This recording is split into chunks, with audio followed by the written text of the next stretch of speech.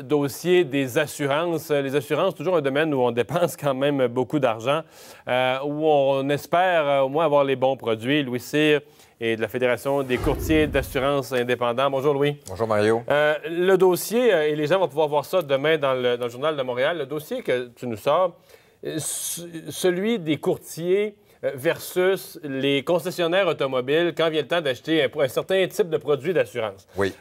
D'abord, qu'est-ce qui se vend chez les concessionnaires automobiles comme produit? Bon, il s'est vendu pendant pratiquement 20 ans ce qu'on appelait de la garantie de remplacement, qui a été transformée depuis quelques années avec le projet de loi 107 comme étant l'assurance de remplacement. Finalement, c'est ce qu'on connaît comme appellation générale dans l'industrie de l'assurance comme étant la fameuse valeur à neuf. Donc, qu'est-ce que tu assures avec ça? Bon, ce que tu assures avec ça, finalement, c'est le remplacement de ton véhicule par un véhicule neuf s'il subit un sinistre, perte totale. Ça peut être un vol, ça peut être une collision, peu importe, en autant que le véhicule... Mais ça, il faut que ça vienne avec... Il faut que tu aies quand même une assurance auto. Ce que ça fait, c'est que ton assurance auto paierait... Mettons que tu as un accident au bout de 2 ans, ton assurance auto paierait un véhicule de la valeur de vieux de 2 ans d'âge. Et là, ça va venir par-dessus te dire, on t'en redonne un neuf. Et voilà. Donc ça, la police d'assurance de base, seul un représentant certifié en assurance peut vendre ça. La loi 188, c'est la loi, dans le fond, qui encadre tout ça, la distribution des produits et services financiers au Québec.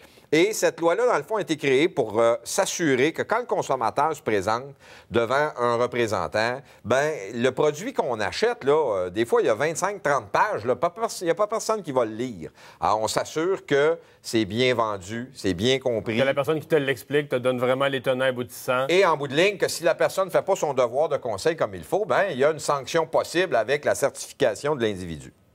Tu peux porter plainte en déontologie contre un assureur qui t'a mal expliqué ou qui t'a induit en erreur. Bon. En 92, la garantie de remplacement est arrivée. En 2008, les tribunaux disent non. Une garantie, ça a effet sur la qualité d'un produit. Alors, quelque chose qui brise trop vite, garantie. Pas sur la survenance d'un événement. Il y a un arbre qui tombe sur la voiture. C'est pas parce que la voiture était pas bonne, là. C'est parce qu'il y a un arbre qui est tombé. Donc, c'est pas une garantie. C'est pas une garantie, c'est de l'assurance. Alors là, cette industrie-là qui a vendu ça, il faut comprendre pourquoi les concessionnaires veulent ça. Les concessionnaires veulent ça pour une simple et bonne raison.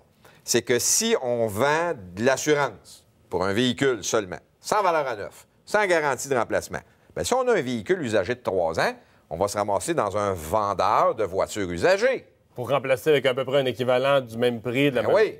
Si on a de la valeur à neuf, on s'en va chez un concessionnaire. On sort un char neuf de la cour. Mais oui!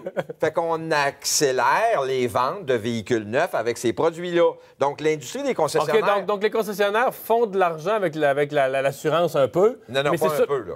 Avec l'assurance, là, ils en font énormément. L'AMF a sorti, il y a à peu près 1 mois et demi, là, une statistique de 2012. Il y a 175 millions de primes juste là-dessus, au Québec. Mais ils refont de l'argent avec le fait que ça sort des véhicules neufs en accéléré. En plus, ils font 2 fois de l'argent. Je comprends. Puis, ils ne peuvent pas être sanctionnés s'ils font pas une bonne analyse des produits parce qu'ils n'ont pas de certificat d'impoche.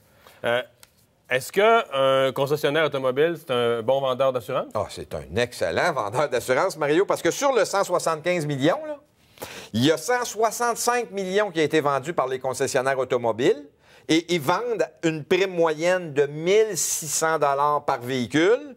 Les courtiers d'assurance vendent ça. Donc, c'est assez cher, ça. Non, c'est pas un petit peu cher. Parce que ça, ils remettent ça sur ton paiement. C'est 32 $ par mois, tu t'en rends pas compte, ou 27 $ par mois. Oui, puis tu passes dans le petit bureau à côté du vendeur, hein, où est-ce qu'il dit, bon, là, le vendeur t'a fait un prix sur ta voiture, maintenant, moi, je vais t'expliquer si tu peux ou pas l'avoir. Alors là, financement, tu passes-tu?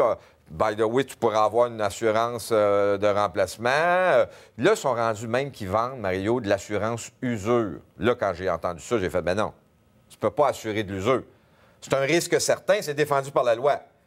Non, en fait, assistance usure. Qu'est-ce que c'est?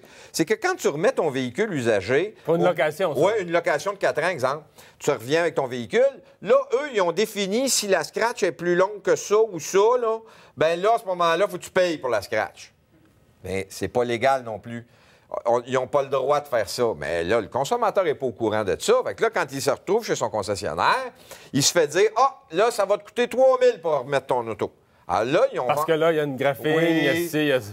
Fait que là, ils ont commencé à vendre, à l'achat du véhicule, une assistance usure qui fait que la petite définition de l'usure, là, ils la mettent aux poubelles pour toi, là, ça va être correct. Mais tu vois, tu donnes 2000 de suite, par exemple.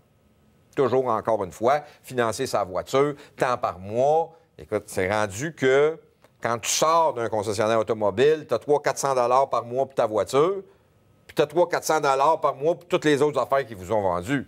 C'est là qu'à un moment donné, l'industrie de l'assurance, nous, on se dit, c'est à nous là, à venir au front. C'est à nous à venir expliquer aux consommateurs, attention. Puis c'est à nous peut-être aussi à faire des représentations auprès de l'Autorité des marchés financiers qui encadre tout ça pour dire, attention aussi, parce que là, le problème qu'on a commencé à avoir depuis quelques années, c'est que quand tu achètes de l'assurance de valeur à neuf, ton véhicule est une perte totale, c'est assez simple. Là. Tu reçois un chèque de la valeur du prochain véhicule neuf. Bon. Si tu as une garantie de remplacement, là, tu vas recevoir 2 chèques. Comme tu disais tantôt, le premier chèque de la valeur dépréciée de ta voiture, puis le deuxième chèque pour combler la différence. Mais quand tu l'as acheté, ta valeur à neuf ou ta garantie de remplacement ou ta valeur de remplacement chez ton concessionnaire, tu es obligé de racheter ton véhicule chez le concessionnaire.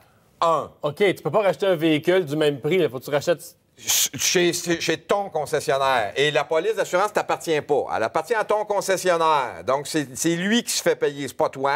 Seulement si tu remplaces ton véhicule. Et là, on a des gens qui ont changé de statut financier, perdu leur emploi, etc. Alors là, le premier assureur paye. Là, quand on arrive au deuxième, bien là, le concessionnaire dit, bon, il faut que tu repasses au crédit.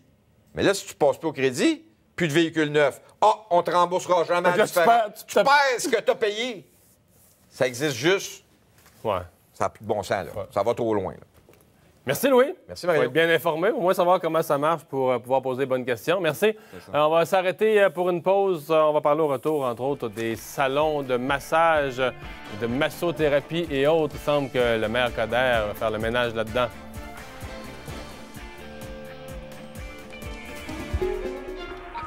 Vous l'avez sûrement remarqué ce matin, en mettant le nez à l'extérieur. Journée mouvementée à la météo qui s'annonce. Alors d'abord, parler des vents, parce que oui, ils sont très, très présents. C'est du 60 à 80, même 90 km/h le long de la vallée du Saint-Laurent, particulièrement touchée aujourd'hui. Ce qu'on va remarquer également, bien d'abord la douceur, mais ça ne durera pas longtemps. On va avoir les températures à la baisse aujourd'hui. Alors Montréal, présentement, sous les nuages, on a 10. La région de Québec, également 10. Mais regardons ensemble jusqu'où est-ce que ça va descendre, parce que oui, les températures seront à la baisse aujourd'hui, surtout sur l'ouest et le centre, le sud de la province. Alors, ça va descendre jusqu'à 6. On a encore des averses à venir.